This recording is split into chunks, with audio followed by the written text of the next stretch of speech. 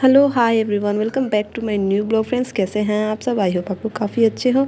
So friends, आज मेरी blog की शुरुआत होती है ये प्यारे से कोट के साथ, जिसमें लिखा हुआ है 1000 मील के सफ़र की शुरुआत हमेशा एक कदम से ही होती है। तो चाहे वो कितना भी सक्सेसफुल इंसान, वुमेन जो कोई भी हैं, तो हमें तो उनकी सक्सेस लाइफ दिखती है कि हाँ वो कितना सक्सेसफुल है, बट हमें ये नहीं दिखता कि वो कहीं ना कहीं कभी ना कभी उन्होंने भी ज़ीरो से ही शुरुआत करी होगी, एक कदम बढ़ाया होगा, तभी जाकर आगे वो बढ़ पाए हैं ना। तो फ्रेंड्स, हमें भी यही करना है। कम से कम अगर कुछ करना है, कम से कम अपना कदम तो बढ़ाइए, है ना। मैं भी वही करने की कोशिश कर रही हूँ। सो फ्रेंड्स, मंजिल मिले ना मिले वो तो बात की बात है ना। पहले शुरुआत तो करें बढ़ने की, कहीं ना कहीं तो पहुँचेंगे ही, है ना। घर में सिर्फ रोटियां बनाने और यही सब काम के लिए हम नहीं हैं, चाहे तो कुछ और भी कर सकते हैं। और मेरा क्या है ना फ्रेंड्स, मैं हमेशा पॉजिटिव सोचने की कोशिश करती हूँ। मैं सोचती हूँ ना कि हाँ, कोई सक्सेसफुल इंसान है, वो कहीं मतलब वो आसमान से उतर के नहीं आया होगा या नहीं आई होगी, है ना। हम इंसानों में से ही एक हैं। सो जिसने मेहनत किया होगा, है ना, कठिन परिश्रम किया होगा, मेहनत किया होगा और डेडिकेशन के साथ अपना जो लक्ष्य है उसको पाने की कोशिश करी होगी, तभी जाकर उन्होंने पाया, है ना, जो कोई भी है। और हमें क्या लगता है, ये ऐसे ही है। लोग कहते हैं गांव में, यहाँ बोलते हैं ना, दाल भात का कौर है। फ्रेंड्स, एक दाल भात बनाने के लिए भी ना 2 घंटे मेहनत करनी पड़ती है, फिर जाके वो दाल और भात तैयार होता है ना। उसके बाद हम खा पाते हैं। तो लाइफ चेंज इतना आसान तो हो नहीं सकता, पहले ही बात है ना। तो हमें ना पहले से ही मजबूत हो जाना होता है। और मैं भी ना इंसान ही हूँ, बट इस चीज़ों में उलझ के फिर कभी कभी सोचती हूँ कि छोड़ो यार, जैसा चलता है चलने दो, ऐसा ही चलने दो।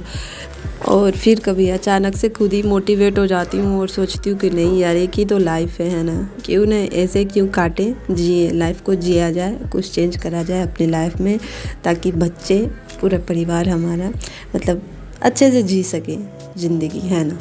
सो बस यही है। और एक बात है ना फ्रेंड्स, मैं अपने बारे में एक बात बताना चाहती हूँ, जिससे आप लोगों को भी कुछ मोटिवेशन फील होगा। मुझे ऐसा लगता है। सो फ्रेंड्स, मैं आप लोगों से शेयर करना चाहती हूँ। फ्रेंड्स, मैं बचपन से मेरा जन्म ही अरुणाचल, नाम सुना होगा आप लोगों ने, वहाँ पे हुआ था। वहाँ पे एक डिस्ट्रिक्ट बोमडिला है, वहाँ पे मेरे मम्मी पापा वहीं रहते थे। मैं बचपन से ही वहीं रही और अचानक से क्लास 9 तक मैंने वहीं पढ़ाई करी और फिर अचानक से मुझे आना पड़ता है बिहार, है ना, जहाँ और वहाँ पे हमारा सिलेबस था, मतलब 9 तक मेरा जो सिलेबस था पूरा टोटली इंग्लिश में था। सिलेबस के नाम पे बस एक हिंदी का बुक था, एक हिंदी था बस एक, और बाद बाकी सारे सब्जेक्ट इंग्लिश में होते हैं। पता ही होगा, ऐसे बाहर में ऐसा ही होता है। और जैसे ही मैं गांव आती हूँ ना, यहाँ मुझे डायरेक्ट 9th मतलब थोड़ा सा पढ़ती हूँ, डायरेक्ट 10th देना होता है। और यहाँ पे पूरा का पूरा हिंदी होता है, पूरा सिलेबस हिंदी, एक नाम का इंग्लिश होता है, जिसकी उतनी कोई वैल्यू बिहार में मतलब है नहीं कोई पढ़ना चाहता उतना, ठीक है ना। तो मुझे जो प्रॉब्लम होती है भाई, मेरे तो समझ में नहीं आ रहा था कि मैं करूँ तो क्या करूँ यार। और पापा ने डायरेक्टली बोल दिया था कि फेल तो होना ही नहीं है, क्योंकि अगर यहाँ फेल होगी तो सब कहेंगे बाप रे, बाहर से पढ़ के आई इतना और यहाँ पे फेल हो गई, मेरी नाक कट जाएगी, फेल मत होना। और यहाँ पे गांव में ना शादी ब्याह लड़कियों लोग का यही सब चीज़ पे जो डिपेंड होता है ना। तो इस वजह से पापा ने बोला था।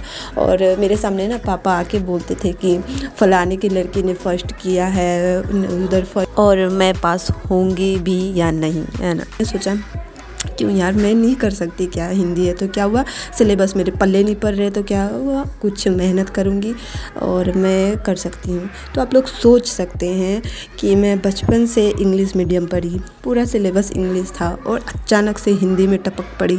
और फिर मुझे क्या था, मुझे फर्स्ट लाना था, तो मैंने पढ़ना स्टार्ट किया। 3 बजे सुबह में मैं पढ़ना स्टार्ट कर देती थी, समझना चाहती थी। मैथ्स तो पल्ले नहीं पड़ रहे थे, हिंदी है ना, मुझे अजीब सा हो रहा था। और आज तक मैथ उतने मतलब इसी हिंदी के वजह से। तो फिर भी मेरे मार्क्स फाइनली मैं फर्स्ट आती हूँ क्लास 10th में। मेरे पापा जो खुश होते हैं ना भाई साहब, और कुछ मुझे चाहिए ही नहीं होता है कि खुश हो गए फेल नहीं हुई, बाप रे सब कह रहे थे फर्स्ट है। और वहाँ पे मेरे अपने मोहल्ले में ना मैं फ़र्स्ट आई थी पहली बार, तो बहुत ही अच्छा फील हुआ था। तो इनसे आप लोग सोच सकते हो ना कि हम अगर चाहें तो कर सकते हैं, है ना फ्रेंड्स। सो फ्रेंड्स, कैसी लगी आपको मेरी छोटी सी स्टोरी? तो फ्रेंड्स, आधे हैं ब्लॉग में और यहाँ पर मेरा सारा काम फिर से हो चुका था ख़त्म, और मैंने खाना वाना खा लिया, दिव्यांश को खिला पिला के उनको रेडी वेडी करके और मैं बैठ जाती हूँ थोड़ी सी स्टडी के लिए। तो फ्रेंड्स, यहाँ पे मैं ना मतलब सीटेट एग्ज़ाम तो ख़त्म हो चुका है, पर पढ़ूँ क्या मैं सोच ही रही थी। फिर सोचा मैंने कि 6 से लेकर 10 तक का जो मैंने ना NCERT ज्योग्राफी का नोट तैयार किया है, क्यों ना उसको स्टार्ट किया जाए रिवाइज़ करने का। तो मैंने क्लास 6 का उठाया है, तो फ़िलहाल मैं अभी वही कर रही हूँ, क्लास 6 की NCERT जो मैंने मतलब शॉर्ट नोट्स मैंने बना रखा है इंपॉर्टेंट टॉपिक्स के अलावा, और कुछ भी नहीं उसमें ऐड करा है मैंने। तो बस वही उसी को मैं यहाँ पे रिवाइज़ कर रही थी। और फ्रेंड्स, मेरे साथ तो अजीबोगरीब मतलब घटना हुई है, तो आप लोग जुड़े रहिए, मैं आप लोगों के साथ शेयर करती रहूँगी। और देखिए क्या ही होता है ना, अब फिर नया मतलब चैलेंज ही है ये, और क्या है ना। तो चैलेंज लिया है फिर से कि देखिए एक जॉब तो लेनी है। सो फ्रेंड्स, यहाँ पे मेरी 6 की NCERT की रिवीजन हो चुकी थी फिनिश, और आप लोग देख सकते हैं मैंने कितना शॉर्ट्स नोट बनाया है। ये जो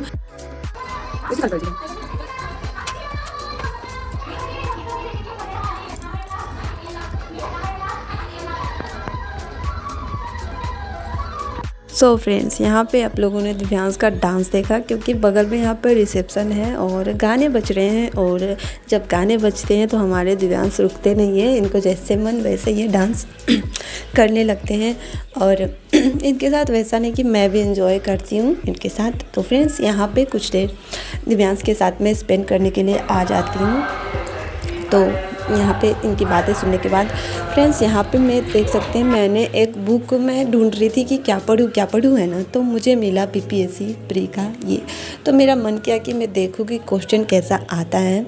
और आप लोग देख सकते हैं जितने भी PYQs हैं ना, सारे के सारे दे रखे हैं यहाँ पे, पूरे टोटल मतलब कब से स्टार्ट हुआ है ना यहाँ पे। तो ये देख सकते हैं आप लोग यहाँ पे 1996 से पूरे मतलब 2011 तक का है इसमें, और PYQs। तो मैंने सोचा ना ये क्वेश्चन क्यों ना देखा जाए, मेरा मन कर रहा था, तो बस मैं ऐसे ही देख रही थी क्वेश्चंस।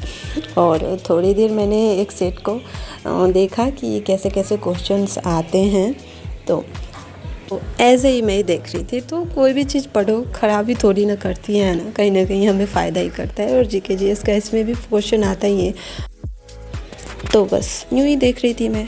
सो फ्रेंड्स, कुछ देर के बाद फिर मैंने आधे घंटे मैंने वो सेट देखे, 100 क्वेश्चन मैंने देखे कि कैसे कैसे क्वेश्चन आते हैं। और उसके बाद यहाँ पे बज चुका था 2 से 3 बजने ही वाले थे। और अब यहाँ पे अब हमारे हस्बैंड जी और बड़े वाले बाबू आने वाले थे, तो और यहाँ पे गाने बज रहे थे, तो उनका डांस रुकने का नाम ही नहीं ले रहा था मैंने। सो फ्रेंड्स, आज का ब्लॉग यहीं तक रखते हैं, मिलते हैं फिर से नेक्स्ट ब्लॉग में कुछ अच्छी बातों के साथ। तब तक के लिए राधे राधे।